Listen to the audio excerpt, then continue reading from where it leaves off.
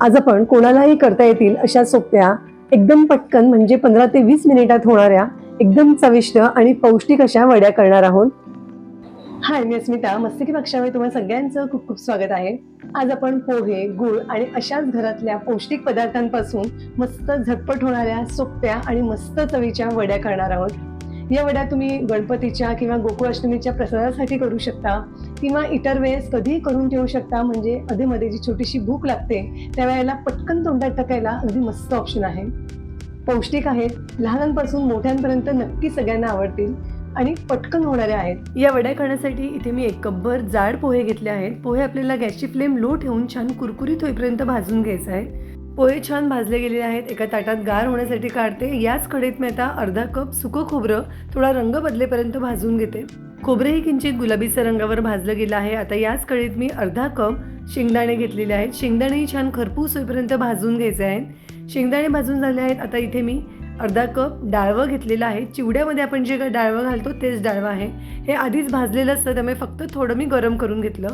सगळ्या गोष्टी गार झाल्यावर मिक्सरमधून याची आपण पावडर करून घेऊया.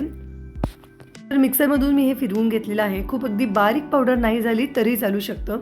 आता गॅसवर मी एक कढई ठेवली आहे. कढईमध्ये 1 चमचाभर तूप घातलेलं आहे. तर यामध्ये मी 1.25 कप गूळ घालते. यामध्ये 1 चमचाभर पाणी घालते. अगदी थोडं पाणी घातलेलं आहे, त्यामुळे गूळ अगदी पटकन वितळतो. ते गुळाचा पाक वगैरे करायचं नाही. गूळ वितळला की फक्त 1 मिनिट आपल्याला हे शिजवून घ्यायचं आहे.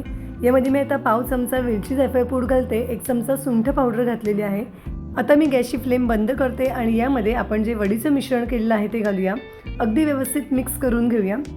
सुरुवातीला जरी हे थोडं पातळ वाटत असलं तरी गार झाल्यावर घट्ट होतं. एका ट्रेला मी थोडं तूप लावून ग्रीस करून घेतलं आहे. त्यामध्ये हे मिश्रण काढते. स्पॅट्युलाने व्यवस्थित पसरवून घेते. या वड्या खूप पातळ थापायच्या नाही, थोड्या जाडसरच ठेवायच्या, म्हणजे दिसायलाही छान दिसतात.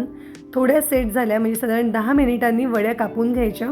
सुरुवातीला मिश्रण पातळ असतं, पण साधारण 5-10 मिनिटांनी थोडं घट्ट होतं, तेव्हा वड्या कापून घ्यायच्या आणि 1 तास अशाच ठेवून द्यायच्या, म्हणजे वड्या छान सेट होतात. तर इथे साधारण 1 तास झालेला आहे. वड्या अगदी व्यवस्थित सेट झाल्या आहेत. हा थोडासा एक्स्ट्रा पार्ट काढून घेते आणि आता तुम्हाला मी वड्या दाखवते. वड्या अगदी परफेक्ट सेट झालेल्या आहेत. त्या करायला सोप्या आहे, प्रमाणही अगदी सोपं आहे आणि अगदी घरात असलेल्याच गोष्टींपासून या वड्या आपण करतो आहोत. त्यामुळे अगदी कधीही गोड खायची इच्छा झाली की पटकन तुम्ही या वड्या करू शकता. तुम्हाला मी एक वडी तोडून दाखवते. वडी अगदी परफेक्ट झालेली आहे. वड्या नक्की करून बघा, कशा वाटल्या तेही मला कमेंटमध्ये सांगा. व्हिडिओ आवडला असेल तर एखादा लाईक नक्की करा आणि अशा छान छान रेसिपीसाठी फॉलोही करा.